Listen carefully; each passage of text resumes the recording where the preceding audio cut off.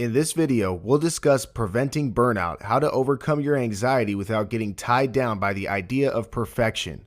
Setting real expectations. So, you've understood the origins of your anxiety and you're working on your goals. You're also in the process of working on any obsessions and stuck points you might have to come across in the way. The ideal scenario is that you enjoy your progress and learn from any lessons and setbacks. You take everything in stride and don't get too influenced by it. But sometimes, this can be easier said than done, especially for a person dealing with anxiety. Sometimes, their anxiety-driven expectations can get in the way.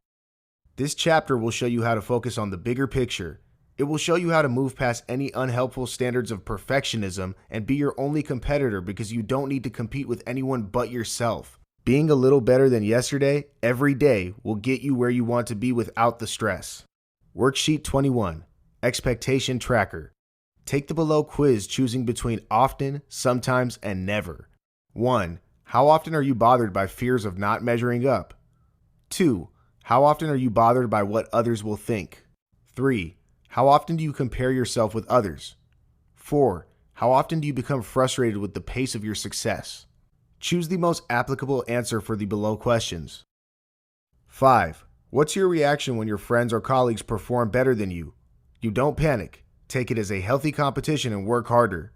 You start comparing and get anxious with the notion of not being good enough. You feel miserable and like a failure. You're also anxious for long. On what basis do you set or measure goals and success? On personal beliefs and interests? On borrowed, societal, or others' definitions? 7. Do you jump from one unfinished project to another unfinished project when you are anxious or in self-doubt? Yes. I cannot concentrate and so try different things. Sometimes. No, I try and work on one thing at a time. Yes, I have plenty of unfinished projects. Reflect on the answers. They can tell you if your idea of achievement is yours to chase, if it is causing your anxiety, and if you need to alter the course of what you believe is your destination. Perfectionism and borrowed expectations. Setting expectations while chasing goals is a great way to ensure you complete everything that you've set forth for yourself. But if those expectations aren't stemming from your needs and are, on the contrary, based on what others believe is right, then you're more likely to be living someone else's life. The dreams aren't yours and the pursuit, although committed by you, may feel disconnected in some way. Finally, the success, if you manage the conviction to get there, won't be rewarding enough. Leaving no room to pause. Falter 2. As a result, you may end up feeling that you haven't done enough, aren't good enough. You're likely to work harder, chase farther, with no room to pause. Falter 2. You'll always want to feel more because everything that you feel in your pursuit of living others' dreams may not mean as much to you. Unrealistic and borrowed expectations is considered a risk factor for developing anxiety problems. Not every anxious person lives on perfectionism and borrowed dreams, but if you do, then this chapter is for you. Avoiding comparisons. A common obstacle while making personal and transformative changes is social comparison. You cannot compare yourself to others when it comes to creating an agenda that works for you. Well, you can, but it won't be helpful. A schedule that feels convenient and right for someone else might not be right for you. Worksheet 22. Becoming the change you want to see. Take time to reflect on your ideals, things that you connect with and things that you want to invite into your life. How close is it from your current reality? If it is in alignment, then you can skip this step. But if what you envisioned is a stark contrast to what you're living, then it's time to change the trajectory of your pursuit. It's time to align it to things that resonate with you. Because when you walk this new path that you're about to create, you'll discover your purpose. And what better way than to live your life with purpose? Change everything if you have to, but change them one thing at a time. Changes in how you feel are going to come from making a mixture of external changes, such as changes in how you spend your time, and internal changes, such as what you think and believe. Reflect on your narrative. What part of it do you need to change? What do you need to do to act out the change? Make a list of steps to get there. Start working on them, one step at a time. Fear of feedback. At large, feedback endorses progress. Used constructively, it can help people improve. However, that might not necessarily be the case all the time or for all people, especially anxious people. Anxious people mostly avoid it because of the additional layer of expectation and criticism it can put on them. Most anxious people already feel stifled by all their compulsions, obsessions, expectations, perfectionism. Another layer might not help. Here's how you can manage feedback and use it constructively. Worksheet 23, Overcoming Feedback Fears. Think of a situation in your life that you know will benefit from feedback, but you're avoiding it. Ask yourself, why am I avoiding this feedback when I know it might be helpful? How likely does it feel that I'm going to get very negative feedback? How close is it to the truth?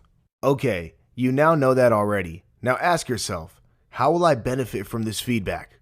What's the worst that can happen? Does it measure up to the possible benefits? Do I need assistance to cope with any resulting emotions? For instance, you might want to talk to a friend. Finally, if the feedback is going to be beneficial, prepare to receive it. Think of one specific instance in the past when feedback, negative feedback because that's what you mostly fear, was very helpful to you. Factor any chances of bias or hostile feedback. Recognize their signs and know when to not take them seriously. Invite the experience knowing that you've got yourself covered, whatever may be the outcome. Reward yourself. You've made great progress. After you've worked on a task you've been avoiding, allow yourself to enjoy the fruits of your labor by taking time to appreciate yourself, doing something you like to do. Choose rewards that can help you progress from where you are. Rewarding yourself with a supersized portion of fries while on a weight loss journey won't help. Instead, pick up something that you always wanted to wear, only in one size lesser. Not only will this motivate you to reach the next milestone, but you'll also know that you have a nice little reward waiting for you when you get there. In this video, we'll talk about You've Got This, how to banish worry and live panic-free. You've done a great job moving into the final chapter. We are very happy for you. We've covered many different topics throughout this, from topics that help you understand your anxiety to ones that help overcome it and move to a place of acceptance and peace. Each chapter is filled with purposeful worksheets that are specially designed to take you through the process one step at a time, at a pace that is convenient for you. This chapter is slightly different. The tools in this chapter rally on all that we've already discussed, but more practically and directly. This time, it is intending to gift you a quick lift of sorts when you're feeling low and anxious. There isn't any explanation, because that's what the rest of the video is about. But there are some quick fixes and effective tips that can get you up and about when you're not quite your usual happy self. Simplify. If you've been practicing the worksheets presented in this video, you might have a better idea of how your anxiety plays out. You might also know the handful of issues that trouble you, the ones that still creep up on you when you least expect them to. Here are some quick but effective tips to keep them down and out of your way for longer periods. Anti-anxiety formulas. Breathe. When you're anxious, your mind can get caught up battling the thoughts ringing its head. You can become so consumed by the process of balancing your emotions that you fail to recognize the physical effects of it. There are some telltale signs which, when addressed, can instantly help bring down your anxiety. Your breathing is at the top of that list. Typically, when anxious, your breathing quickens and becomes shallow. This goes against the natural pattern of breathing, which is slow and deep. And because our lives depend on our breath, any deviance in this pattern can add to your stress and make you more uncomfortable. You can quickly counter this by focusing on your breath. 1. Place one hand on your abdomen and the other on your chest. 2. Breathe in slowly, focusing on expanding your abdomen first and then your chest. 3. Exhale slowly, telling yourself to relax when you breathe out. 4. Repeat steps 1 through 3 for at least 10 breaths. Exercise. Your body is not meant to be stressed. It's meant to be happy, healthy, and at peace. And so, when you get upset, your body is alarmed and responds by producing stress hormones. Exercises prove to be very effective in burning these hormones. Exercises such as running, jogging, brisk walking, and/or aerobics for as little as 15 to 20 minutes at a time when you're stressed can do wonders to alleviate symptoms of anxiety. Choose any physical activity that you enjoy doing. The fact that you also like what you're doing will help shift you to a happier and stress-free phase. Express yourself, talk it out, or journal your thoughts. We are social creatures. We want to mingle and thrive as a collective society. And so, by this nature, it is natural for you to feel better when you connect with or talk to someone you understand and who understands you. Rally your support system. Call a loved one and talk about what's troubling you. Even if you're somebody who doesn't like to mingle a lot, you might find it helpful to just let things out of your system.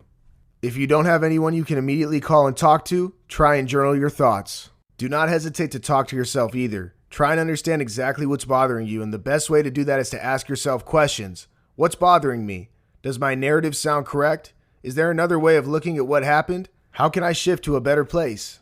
Always ask yourself questions, because when you do, you may get vital information that can then stimulate your thinking further, perhaps from an all-new, reasonable, and refreshing angle. Listen to music. Sound stimulates the mind and body. It can inspire you or upset you. When you're upset, try and listen to music that soothes your mind. Listen to whatever makes you happy.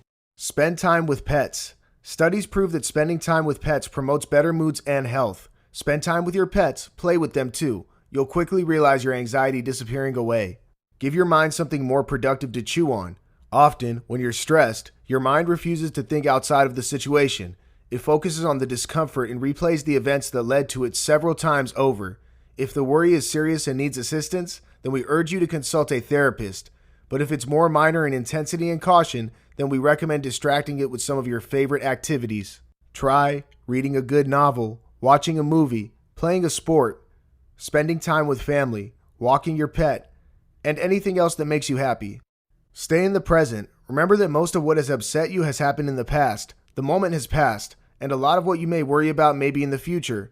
They happen yet and might never happen too. Instead of toggling between the past and future, stay in the present. Notice your breath because that's living in the present.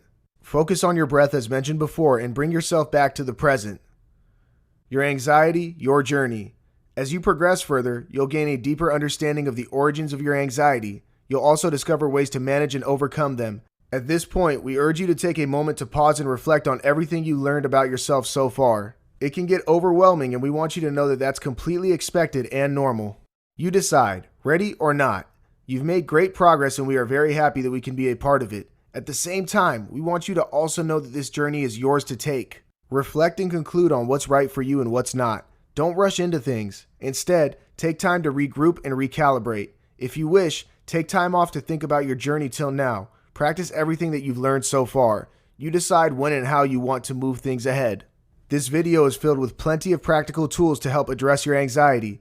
Take time to truly work on it because when you do, you'll be rewarded with lifelong benefits. Finally, reflect on everything that's been shared with you through this video and figure out what works for you. Worksheet 24, Gathering Your Tools. Take a few moments to reflect on how the various systems in this chapter have worked for you. Make a note of the techniques that worked for you. Feel free to improvise and make them yours. This is the end of your journey together for now. Thank you for the effort you put into practicing and understanding the many concepts mentioned in this video. We hope you've learned of ways to manage your anxiety and in time, overcome it. At this point, we urge you to keep referring to your notes, to keep working on the many practice exercises provided. As you progress further and sharpen your understanding, you'll develop skills that can help you arise above all anxious periods. Best wishes.